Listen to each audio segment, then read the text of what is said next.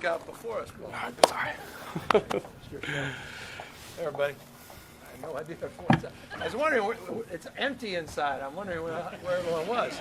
All right, good morning. Good morning, Governor Newsom, esteemed government officials, distinguished guests, colleagues, friends, family, and members of the press. My name is Paul Hilskamp, and I'm a co-founder and the CEO of Moxion Power. On behalf of the entire Moxion team, it's my pleasure to extend a warm welcome to all of you as we gather here today at Moxion's headquarters in Richmond, California, in part to celebrate the start of production from our first factory.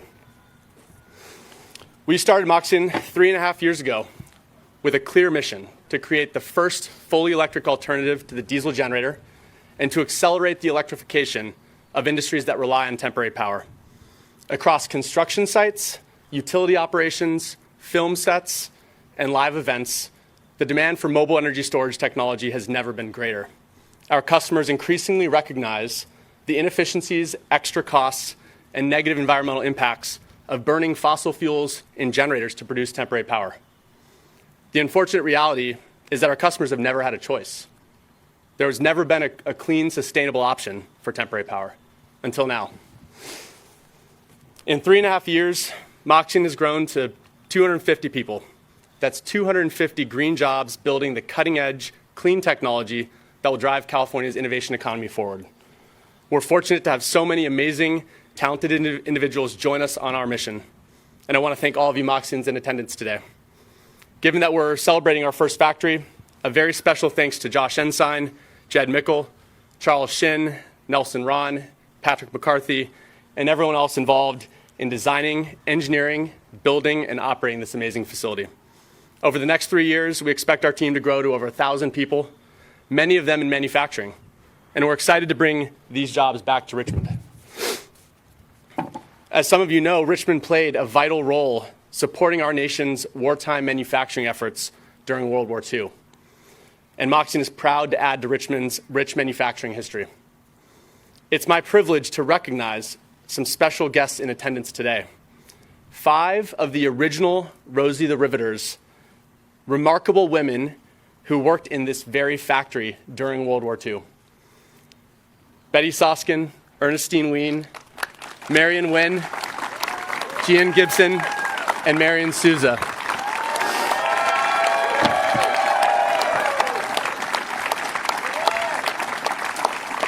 The grit, resilience, and moxie that these 5 women displayed when they rolled up their sleeves and joined the wartime manufacturing efforts is simply inspiring. Please visit the museum that's 100 yards that way. It's the Rosie the Riveter Museum, and these wonderful women will be glad to share their story. Under Governor Newsom's leadership, California has developed a thriving green energy economy and solidified its position as the leader in clean technology, environmental sustainability, and climate policy. Companies like Moxion decide to call California home because we know these policies advance innovation, generate investment, and attract talent. We want to thank Governor Newsom, his staff, and his administration for the bold, ambitious climate policies that are creating a more sustainable and resilient future for California. And now it's my honor to introduce Amisha Rai, the Vice President of Policy and Advocacy at Advanced Energy United. Thank you.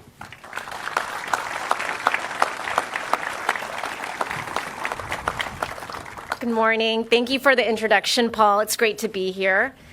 I'm so pleased to be here with all of you. As mentioned, my name is Amisha Rai, and I'm Vice President of Policy and Advocacy for Advanced Energy United. At United, we believe a 100% clean energy future leverages the full benefits of clean distributed, large-scale, and demand-side technologies that are supported by an interconnected grid and transmission system. We need all of these solutions working in tandem to get to a clean energy and transportation future here in California. California is home to over 500,000 advanced energy jobs, over 200 here, and the continued journey to 100% clean will only expand California's clean energy and transportation workforce. I want to thank Governor Newsom, for highlighting clean energy development and the need to accelerate building these projects in state. Understanding the bottlenecks and where the challenges exist during the project timeline is critical so that we can move faster and get clean energy projects online sooner. It's going to take all of us and a lot of hard work to meet our ambition. But California has always led the way and should continue that regional and national leadership. We need to build more clean energy projects here and faster. We need to build more transmission to deliver the clean energy. And we need to work with our neighbors in the West to ensure our regional system is well coordinated and keeps the power on during those hot summer months. The Advanced Energy United team and our business members stand ready to work with you, Governor Newsom, your administration, and the legislature to ensure we are collectively doing everything in our power to accelerate our progress on each of these mission-critical elements to get to 100% clean. As this conversation continues, we look forward to working with all of you so that we can do what's in the best interest for the state, local communities, and households across California. Now I have the honor of introducing and handing it off to California Energy Commission Vice Chair Commissioner Sivagunda. Thank you.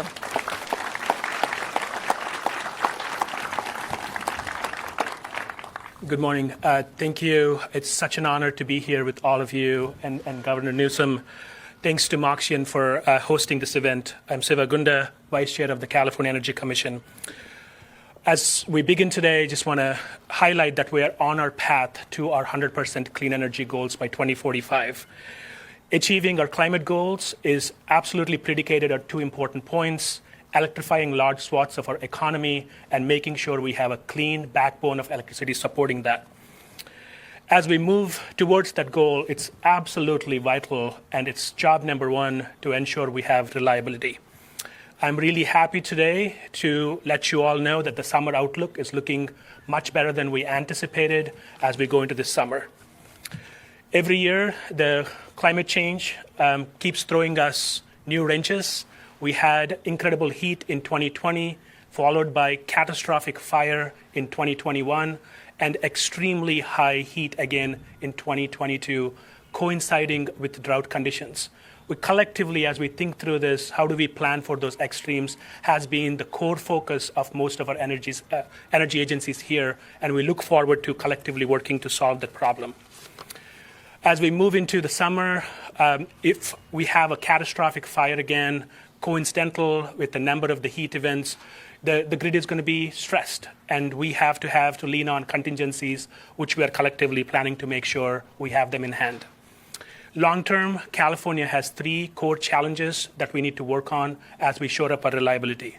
One, planning. We need to absolutely make sure that we have ample data to really understand climate variability as we move forward to put it into our forecasting processes. Two, we need to make sure we are scaling the build of resources rapidly. We have to build about 5 times the clean energy resources that we have today. And finally, we have to continue to work together to make sure we have enough contingencies planned to get through those extreme events. And I want to congratulate the legislature and really thank Governor Newsom for his incredible leadership to giving us the tools necessary to shore up those additional resources.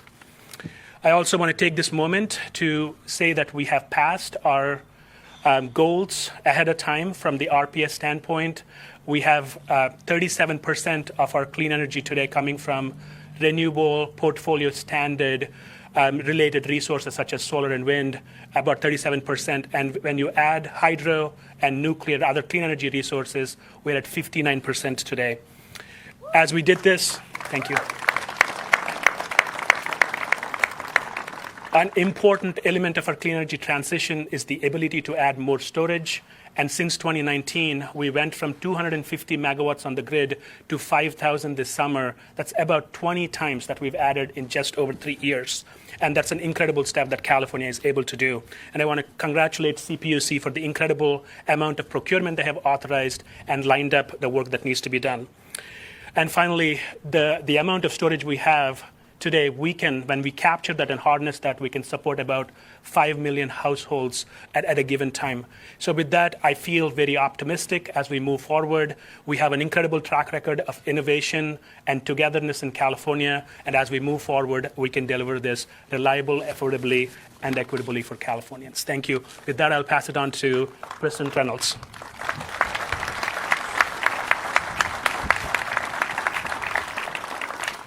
Good morning. I'm Alice Reynolds, President of the California Public Utilities Commission. It's really a pleasure to be here today to talk about our electrified future.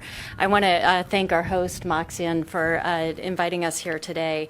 And I'm really proud to be here with a governor who never stops thinking about working to do more to drive harder to get to clean energy. And I take that drive to heart in my work at the CPUC. And for energy systems, planning is key. The system must be ready at any time to serve California's entire energy load at its peak.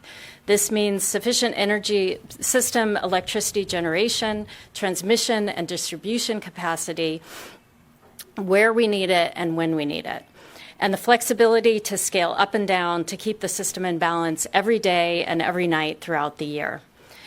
And in California, energy planning is challenging but never dull. One year we're in extreme drought, and the next we're inundated by atmospheric rivers. We have wildfires and extreme heat waves. And that's why the plan that you're going to be hearing a little bit more about today is so important. We have the vision of where we need to go, and this plan sharpens the focus and tells the story of this administration's energy aspirations. So timing is really going to be key.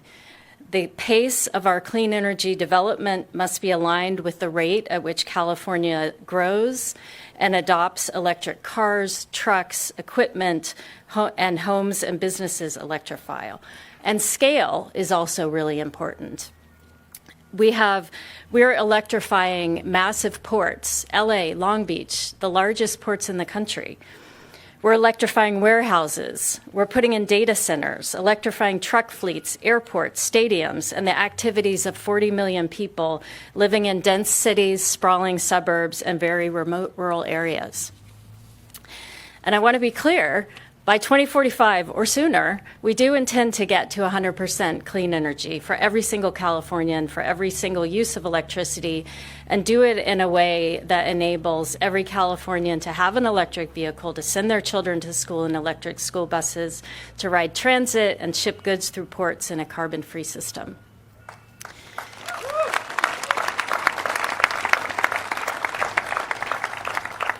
At the California Public Utilities Commission, since 2019, we have ordered 18.8 gigawatts of clean energy generation and storage to come online, and that's a record for us. These projects must be cost-effective and built at an unprecedented rate.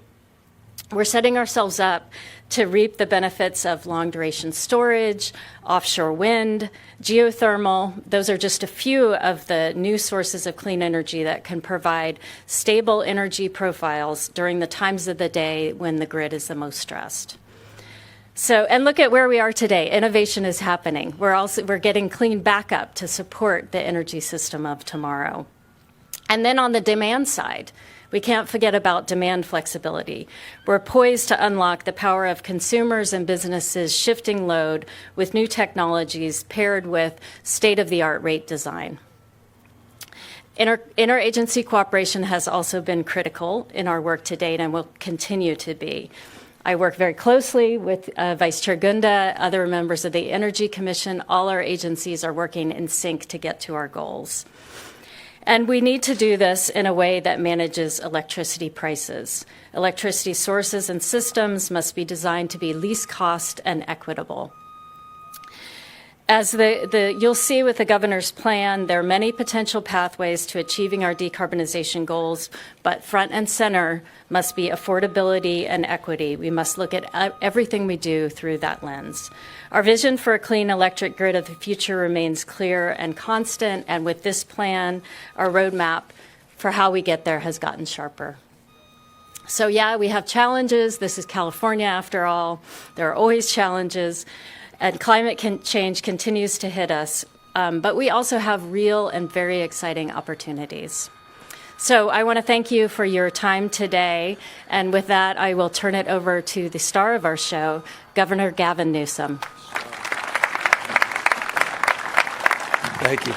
Well, it's great to see everybody. And as I said, I didn't expect so many faces and many familiar faces and so many remarkable and heroic people to be with us here today. But I'm very proud and honored to be here. And look, this is not a topic that necessarily generates a lot of enthusiasm. People going through issues related to the California, ISO and CEC, CPUC and MOUs. No one knows what the hell we're talking about.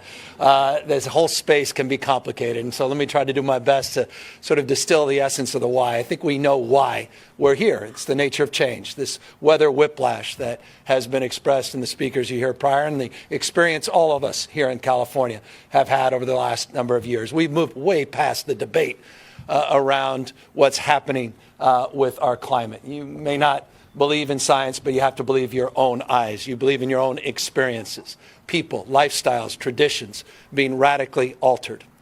And as a consequence of that, we need to alter our approach and strategy to address these extremes, these new realities. And we take responsibility to do that.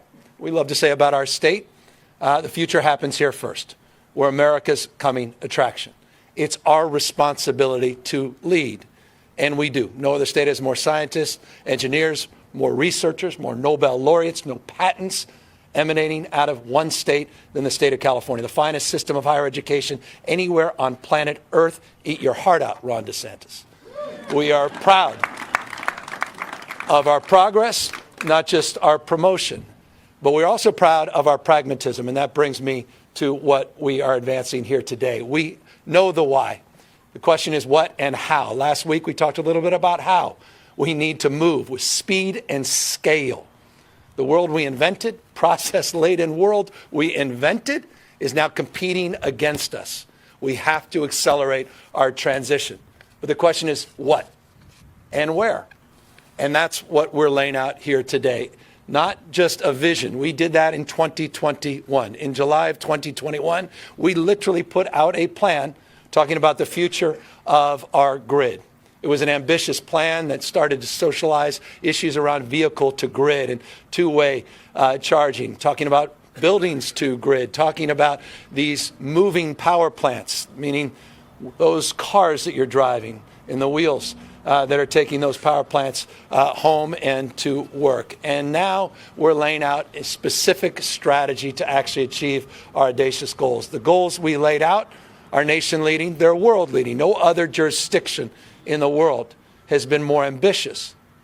But I think it's important to highlight few jurisdictions in the world have actually achieved the goals they've set out and done so early. Let me give you a proof point. You heard what Siva said as it relates to our RPS strategy, which is this fancy way of saying what percentage of overall electricity comes from renewable resources. We had a goal in 2020. We exceeded it with 33%. We set out a goal as it relates to rolling back our greenhouse gas emissions to 1990 levels by 2020. We exceeded the timeline on that goal. We just announced a few weeks ago our ambitious goals by 2025, 2 years from now, that maybe we can get there. 1.5 million electric vehicles sold in the state of California.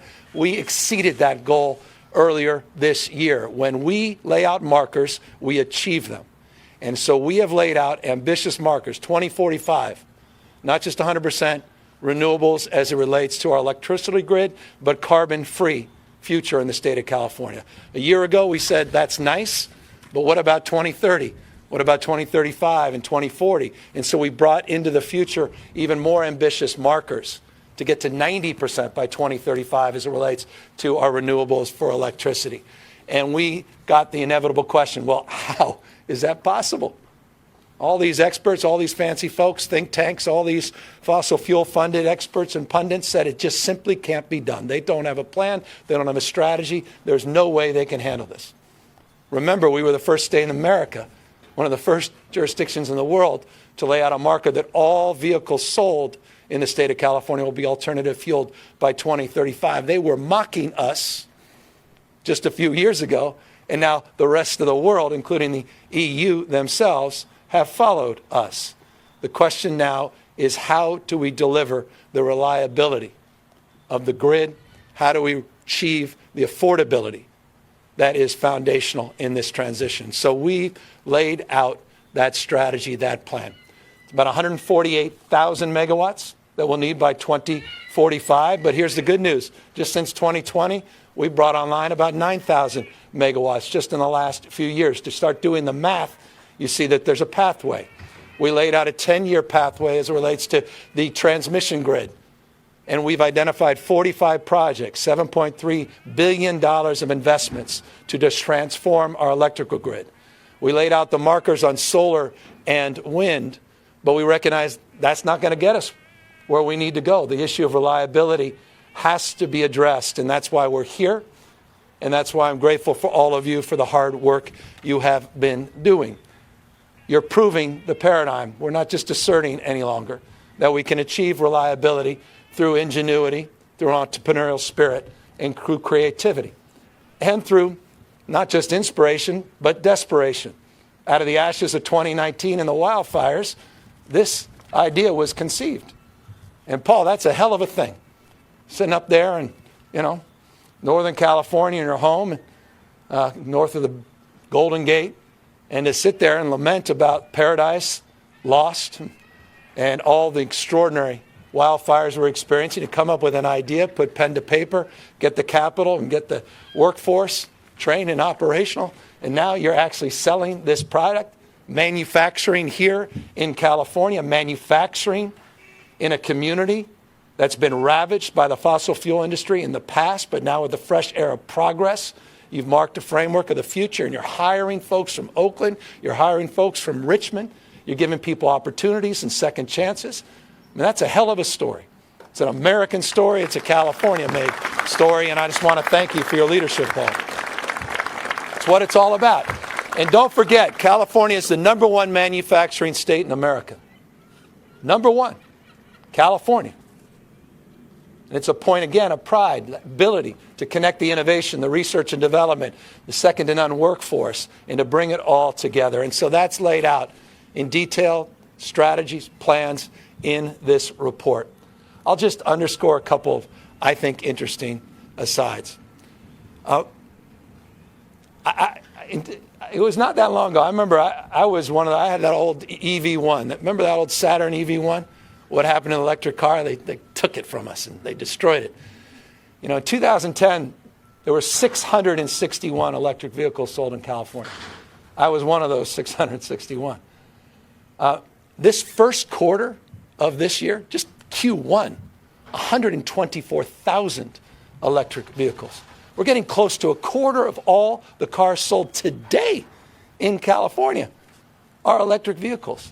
It's an extraordinary transition, and it will require extraordinary effort to secure that reliability. And as I said, it moves beyond just wind and solar. Battery storage is foundational. Pump storage is foundational. Green hydrogen is foundational. All of these efforts working in concert to provide that reliability, to provide that security that people need to know in terms of advancing this transition, and to provide a blueprint, yes, we said, a roadmap for the rest of the nation as we go on a road trip together in terms of proving the paradigm and hitting our markers on this journey that we're on to a low-carbon, green growth future. You want to be big, we have to be big in big things. This company is a big idea. This state is all about big ideas.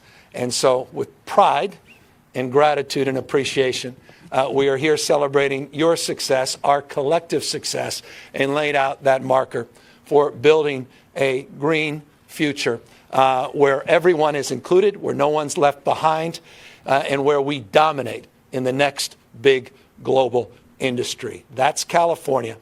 That's part of the dream. And that's why I'm here with gratitude and an abundance of enthusiasm for your example, your faith and devotion to our collective cause. With gratitude, we thank you all for being here, and we're happy to answer any questions, including any details in this 100-plus page plan. Thank you all very, very much for being here.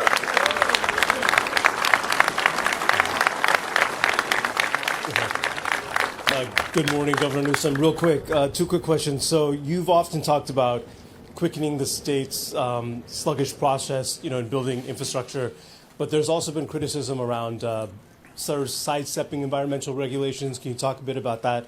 The other thing, real quick, you have Marathon Refinery in Martinez just down the street. They laid off several hundred people, and those who were hired back say that they were making a fraction of what they were when they were laid off. And there's a new report from UC Berkeley that says 26% of those who have been laid off have not been able to find work.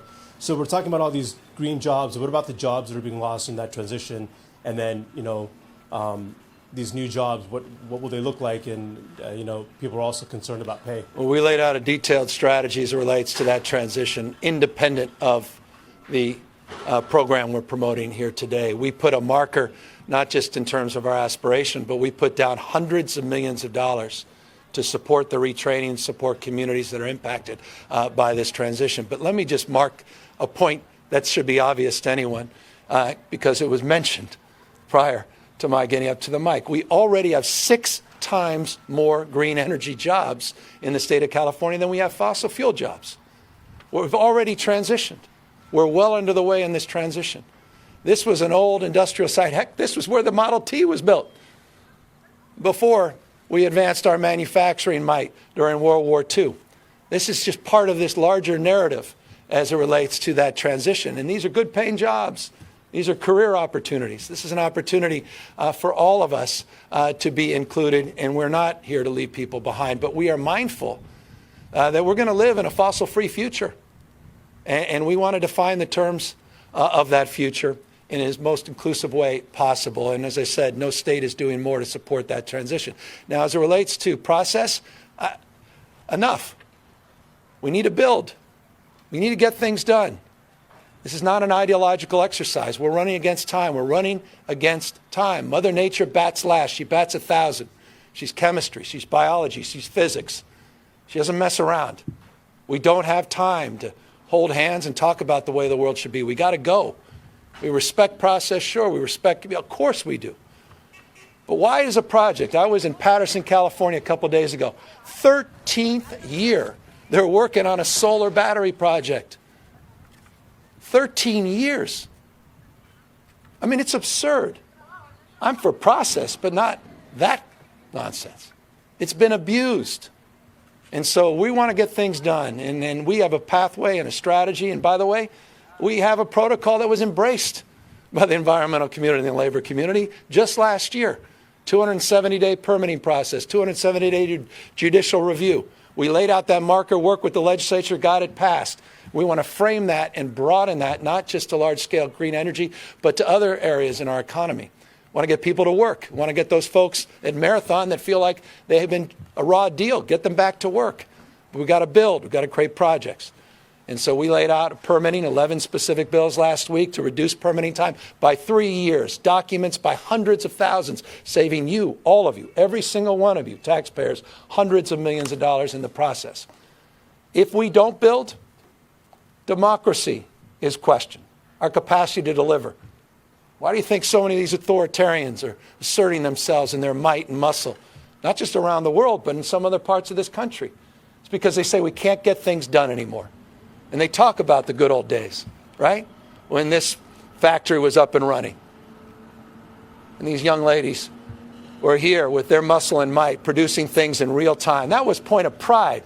You were celebrated. People were crying. I saw tears in the eyes of folks, these young men, as you were introduced, because we have pride in the progress, in the work you did to build the world's greatest middle class. That's how we build the world's greatest middle class, is we get moving and we get ourselves out of the way and we move these projects at scale. So forgive me for being long-winded, but I am passionate about this issue. And issues of permitting and procurement matter, and that's why we mean business. Governor, this is Adam Beam from the Associated Press.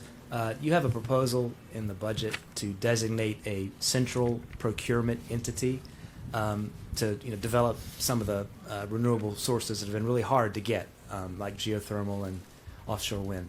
There seems to be some skepticism about that in the legislature. And I'm just curious, how committed are you to that proposal, and do you see it as vital to reaching the 2045 goal? Absolutely.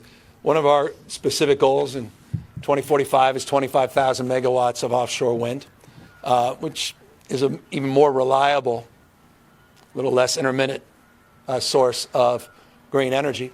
Part of our challenge on the procurement side for these larger scale projects is being addressed in a trailer bill that I introduced. So my commitments identified in the introduction, but also identified in the presence, and I would be remiss, of President Reynolds, who is leading that effort. And I'm going to ask, because Alice happens to be here and she's leading this procurement strategy, to be even more forceful in a response and color in a little bit of where we are in terms of the progress with the legislature. Sure. So I can talk a little bit about the central procurement mechanism proposal. We currently have over 40 what we call load serving entity. These are the retail providers of electricity who are doing procurement on behalf of Californians. And so they're busy getting projects contracted and then eventually built and providing electricity. But we also have potential need in the future for larger scale procurement efforts. And so this proposal gives us an additional tool in the toolbox, so we'll be ready to move when these larger projects such as offshore wind come online or ready to get contracted. And it allows the state to move forward quickly if needed, to have the ability to take on contracts for large amounts of electricity when these projects are ready. So essentially, it's another tool in our toolbox to get us ready to do the work that we need to do to get to 2045 goals. And I couldn't be more proud of the legislature. In the last few years, they've moved mountains. We've moved barriers. We've moved people's minds. I love to say, once a mind is stretched, it never goes back to its original form. And what we did last year together in our climate agenda and what we were able to produce in terms of rules and regulations, goals, dreams, nothing more than dreams with deadlines, and legal consequences is second to none. No other subnational jurisdiction has ever done what this legislature has done. So I have all the confidence in the world that they'll deliver on this as well. Hey, Governor, speaking of reliability and energy, you have backed a stalled proposal in the legislature to join California to a regional grid with other Western states.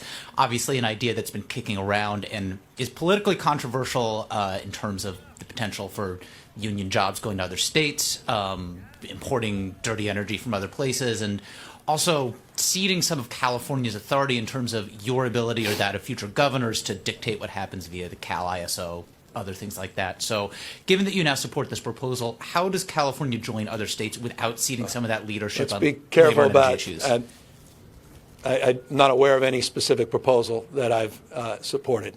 So that's foundation. I'll just assert there's no specific proposal that I've supported. In fact, there's a bill in the legislature that is now a 2-year bill. So that only reinforces the point I'm making. The broader construct around regionalization has to address all of the frame of considerations and concerns that have been expressed, and I think were expressed through your question. And so it's a work in progress. Hi, Governor. Maggie Engst from the Bee. You talked about how this plan included some aspects of the vehicle-to-grid infrastructure. And there's a bill moving through the legislature right now that would require EVs to include technology that would enable them to feed electricity to the grid. What is your stance on the role vehicle batteries can play in? Well, we've been promoting it for years. I mean, this is putting power quite literally back in the hands of people. The opportunity for technology to automate that process, to go home, plug in your car, and get reimbursed because you're feeding it back in the grid, some of that power. We did an estimate. I think, Steve, you were telling me the other day, by 2030. And by the way, I have a friend of mine said, oh, my God, when you do all those electric vehicles, the grid's just going to explode. You guys can barely keep the lights on. I said, well, so what is it, about 90% increase if all those electric vehicles are plugged into the grid? It's about, what, 90% more energy consumption? He goes, well, probably even higher. I said, well, it's just not. Have you ever paused to look at even peak demand by 2030? Peak demand will be less than 5% of the grid. More than capable of absorbing that. But the exciting part is by 2030, we expect about 6 million electric vehicles, which is about 6 gigawatts of storage. I mean, this is like, literally, these things are storage facilities on wheels, not dissimilar to these, which is variants of the theme. And then you have the chance to go home, feed it back to the grid, and watch your bills decline. It's all about the wallet. And I think it goes to Marathon and the transition. It's all about the wallet. And what we're seeing, you can already see in the future, those cost curves going down. Less money out of your pocket as we advance this transition and we move in this direction. We're mindful of the skepticism and the cynicism in that space. But as it relates to vehicle-to-grid technologies, building-to-grid technologies, the automation and the technology in that same space, and the fact that all the electric vehicle companies are already moving in this direction. We had a demonstration just a few weeks ago when we announced the 1.5 million electric vehicles. Every single automobile manufacturer, including the one started here, this thing called the Model T, Ford, is moving in this direction, and all have these bidirectional opportunities. And it's very, very exciting. As it relates to specific bills, 2,600 bills. I don't know that there are 2,600 problems in California, but there were 2,600 bills introduced, as you know well, at this stage. Hard to comment about specific bills, including the specific bill that I believe you referenced. Okay. And secondary question, more regarding the budget and the federal debt limit. What's the state's contingency plan if the federal government isn't able to? Well, we're not victims of fate. I hope we can shape the future, shape the debate. This is a man-made problem by a Californian, Kevin McCarthy. He's created this stress. He's created this anxiety. He's responsible for Fitch's downgrade, at least prospective downgrade that was announced today. One man, Kevin McCarthy, Californian. None of this had to be the case. Literally man-made and created. So my response is, what's made by man can be undone by man. And I have all the confidence in the world, the president and my friends in Congress, that rational minds will prevail and will avoid the absurdity of this process. And we'll put this to rest once and for all, and in the appropriate appropriations process, address the legitimate concerns around debt and deficits. We take those seriously in California. We balance our budgets. We have the highest reserves in our state's history. We're paying down long-term unfunded liabilities. You don't have to be profligate to be progressive. So those are legitimate issues, but they need to be done in a legitimate manner, and they're not being done in a legitimate manner. This is an illegitimate process, purely political theater with profound consequences to the world's soon-to-be fourth largest economy. Eat your heart out, Germany. Forgive me, that's just an aside. Hi, Governor. Ashley Zavala with KCRA3. And I guess piggybacking off of this discussion here, with that short-term economic uncertainty, I know potentially in the years to come, the state also faces some economic headwinds as well. And coupled with what's happening on the international stage with the U.S. and China, the war in Ukraine, just how is your plan to move to 100% renewable energy could be impacted? Does this plan account for those risks? Yeah, I mean, look, we're updating our modeling. You'll see in this report the numeric goals as it relates to those models, the dates to which we will be updating our updates. We're on a rolling cycle, annual. You have 5-year updates. You have 20-year transmission plans, 10-year transmission plans. CARB just came out with their climate action plan. Their scoping plan is referred to in 2022. We'll be updating that in a few years. So all of it's iterative in that respect. And so, sure, supply chain issues we were talking about inside as well, and some component parts. The fact is, because of the CHIPS Act, fact is because of the work the president did with opposition from that same Californian who opposed all of those bills, we're in a much better place for me and for you to feel a little bit more confident about our future in relationship to the geopolitical realities. Hundreds of billions of dollars now coming to the United States because of the work of the Science and Chips Act that the President and the Democratic Party did. I'm proud of that. And you should all be proud of that. We're all beneficiaries of that despite their opposition. It's just hot air and rhetoric. As it relates to what's happening in China, we maintain one long-standing relationship that I think is essential regardless of all the headwinds, and that's in this space. And many of you know this, but California and China have a unique relationship as it relates to the environment and the technical assistance you have provided under the California Air Resources Board. The work we're doing on cap and trade and other things have been exported globally, and China has been one of our principal partners in terms of that relationship and understanding. And I've worked very hard as governor, taking the baton from Governor Brown and others, heck, going back to Ronald Reagan, who created the California Air Resources Board, to make sure that we keep our eye on that ball despite all the political comings and goings and the consternation and stress and rhetoric. So very mindful of the geopolitical realities, but very proud of the work the President's done and companies like this that are proving a paradigm of our capacity, to start building again, start manufacturing again here in the United States and not having to outshore and around the rest of the globe. And so with this updated plan that you rolled out today, what would you say is the most significant change to it, I guess, since the last couple of years? I think it's two things. It's one, we want to mark that the goal setting we've done, that we're moving away from aspiration to application, to implementation. There's a practical reality, a hard-headed pragmatism that we're pushing here. I think the most important thing is to reinforce is we can't get it done unless we go big and bold. And we've got to address the barriers in our way, and that's the permitting process, and that's the procurement process. That's foundational. We're not going to achieve these goals unless we can remove these barriers. You can't wait 13 years. You can't wait 10 years, 5 years to build these large-scale projects. We all want to move beyond that fossil fuel and the dependence. You talk about geopolitical dependency, about the fossil fuel realities. We're wholly owned subsidiaries about decisions made in the Middle East. Or worse, in the boardrooms of some of these corporations that are taking unprecedented bonuses and stock buybacks at your expense with record-breaking gas prices. I mean, enough of being manipulated by macroeconomics or geopolitical realities. Let's have a stable, reliable, clean, green future that we control. That's what this whole initiative is about. Thank you. This is Russ Mitchell from the Los Angeles Times. And I'm told to let you know that this is the last question. That's wonderful, Russ. I mean, I think for everyone else, it's getting cold out here. It is cold. It is cold. Like you said, Paul just said we'd be out here 10 minutes. Jesus. Well, I'll keep it short and just one question. You said you were proud of the legislature.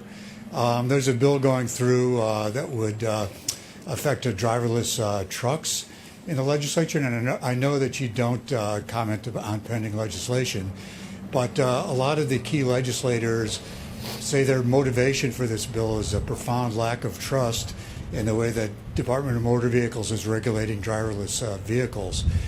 So my question to you as the ultimate boss of the DMV is, how did things come to the point where key legislators are passing legislation because they are so distrustful of the abilities of the DMV?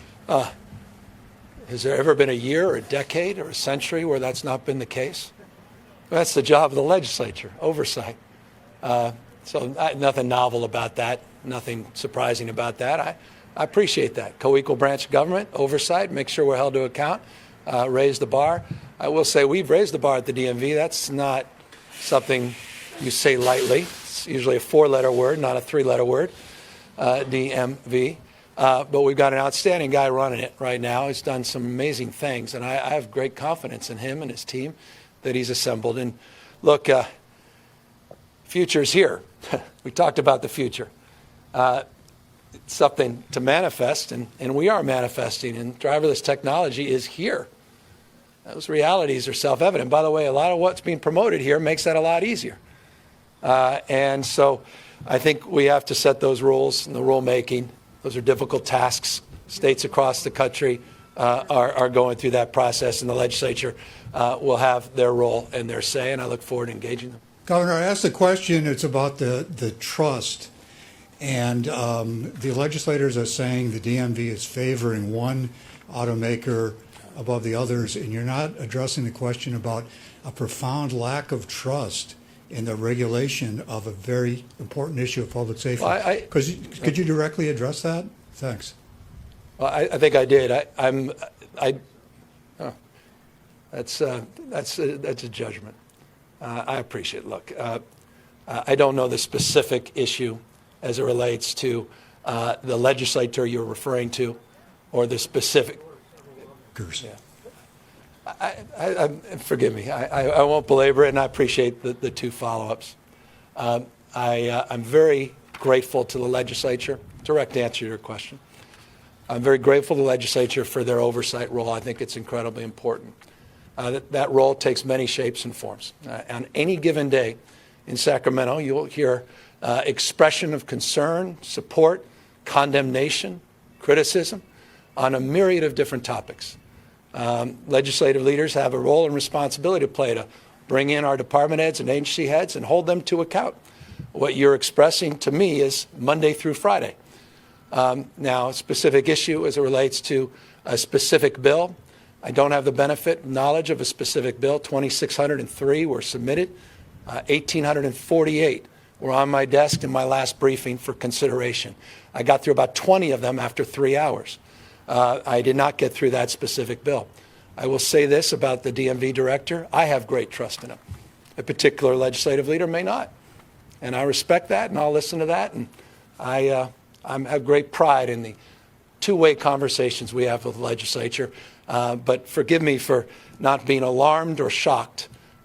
This is part of the job I do every single day, and part of the dialectic of good governance and appropriate oversight. And so I applaud the legislative leaders for taking whatever the issue is seriously, and I applaud my staff for being responsive to their concerns as they have a responsibility to do so. With that, I'm proud of all of you for your patience and your understanding, but more importantly, I'm proud of all of you for being part of this announcement today and the extraordinary work being done here at Maxon. Congratulations, everybody.